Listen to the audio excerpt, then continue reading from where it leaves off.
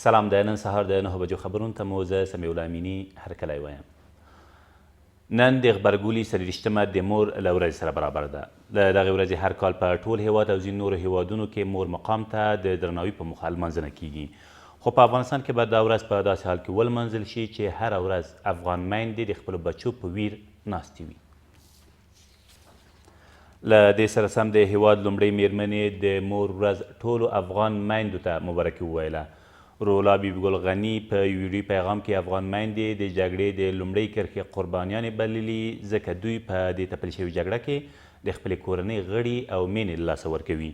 نوموړې افغان میندې د کورنۍ او ټولنې ستنې وبللې او زیاته یې کړه چې د سولې په روان بهیر کې به هم رغنده رول ولري. مادران افغان قربانی‌های اول خط جنگ هستند و این مادران و زنان افغانستان هستند که فرزندان، همسر،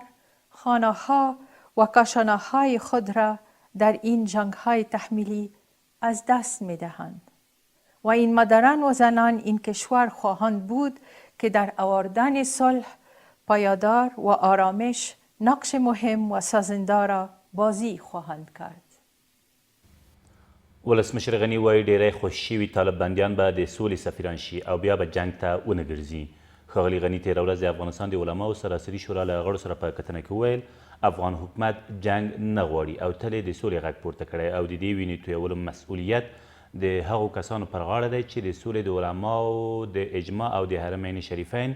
د خطبو برحق غږونه نه مني. دا په داسې حال کې ده چې په دې وروستیو کې د ملي یووالي حکومت 880 طالب بندیان د هیواد له بندخونو خوشي کړي، خو طالبانو بیا ویلي چې په خوشي شویو کسانو کې یوازې 216 کسان طالبان دي او پاتې نور یې عام وګړي دي. و دیدین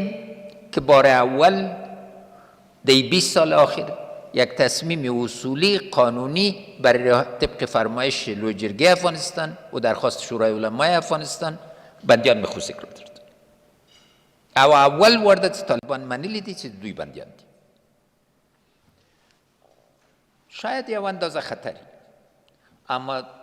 زه یقین لرم چې اکثریت دوی انشاءالله تعالی به د سولې سفیران سي، نه د جنګ دوام لپاره، او دا ضروره ده چې موږ اعتماد فضا راوړو.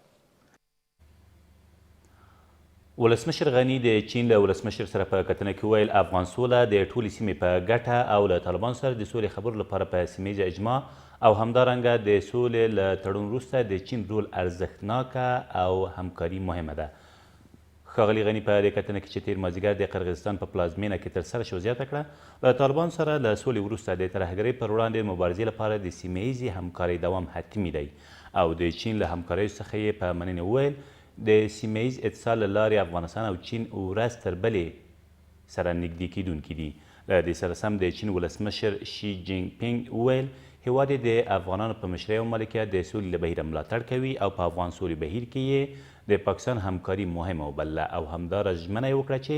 اسلام آباد به په دې برخه کې مرستې کولو ته وهڅوي. ټول هیوادونه دې د افغانستان په سولې بهیر کې خپلې همکارۍ همغږې، ګډې او منظمې کړي. دغه مطلب ولسمشر غني تېره ورځ د ازبکستان له ولسمشر او د هند له لومړي وزیر سره په جلا جلا کتنو کې څرګند کړ او په دې برخه کې د ازبکستان او هند له مرستو او رول څخه مننه وکړه او په ډاګه یې کړه چې باعزته او تلپاتې سوله د افغانانو اساسي غوښتنه او د حکومت مهم لومړیتوب او مسؤلیت دی. په دې کتنو کې چې د قرغیزستان په پلازمینه کې د شانګهای غونډې په څنډه کې ترسره شوه د دواړو هیوادونو مشرانو یو ځل بیا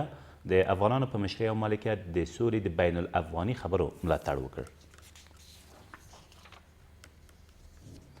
او د علماو سراسري شورا له ولسمشر غني سره په کتنه کې د فراه د کروندګرو د تولیداتو د نه خرڅلاو ستونزو د حل غوښتنه وکړه او له هیوادوالو یې هم وغوښتل چې کورني تولیدات وپیري. ښاغلي غني په دې کتنه کې چې تېره ورځ په ولسمشرۍ ماڼۍ کې ترسره شو وویل د فراه د کرنیزو تولیداتو ستونزو په اړه یې ملي تدارکاتو ادارې ته دنده سپارلې چې د دغه ولایت تولیدات د کندهار 215 اتل، د هلمند 215 میوند او د هرات 200 ظفر قلوردوګان ته وپیري. دا په داسې حال کې ده چې په دې وروستیو کې د فراه ډیری کرنیز تولیدات په نه بیه خرڅیږي او کروندګر یې له سخت مالی زیان سره مخ کړي دي. در قسمت فراه اقدام شده تدارکات ملی افغانستان در حال اقدام است همراه والی سفرا که تولیدات فرا برای قلوردوی 205 قندار، 215 هلمند و 207 هرات حوزه غرب خریداری شود. دا تر دې مهاله وروستي خبرونه تر بیا مو الله مل.